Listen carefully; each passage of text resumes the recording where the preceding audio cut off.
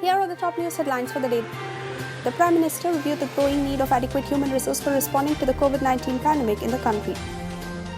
Many important decisions were taken which will significantly boost the availability of medical personnel on COVID duty. A decision was taken to postpone the NEET PG for at least 4 months, and the exam will not be held before 31st of August 2021. Students will also be given at least 1 month of time after announcement for the exam before it is conducted. This will make a large number of qualified doctors available for COVID duties. It was also decided to allow deployment of medical interns in COVID management duties under the supervision of their faculty as part of the internship rotation.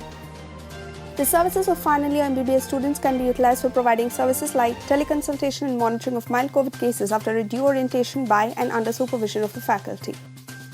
All such professionals who sign up for minimum of 100 days of COVID duty and complete it successfully will also be given the Prime Minister's Distinguished COVID National Service Samman from the Government of India. In a major boost to India's rice exports potential, especially from the eastern region, a consignment has been officially flagged off from the Paradeep International Cargo Terminal, Odisha, to Vietnam. This is the first time in the history of Paradeep Port non-basmati rice will be exported.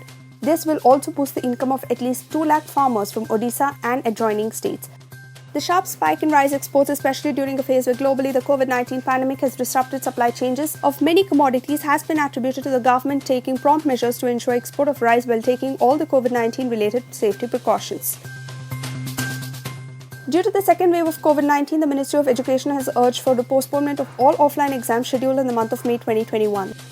The institutions have been further advised to ensure that if anyone in the institution needs any assistance, it should be provided immediate possible help so that he or she comes out of the distress at the earliest. All the institutions have to encourage eligible persons to go for vaccination and ensure that everyone follows COVID-19 appropriate behavior to remain safe.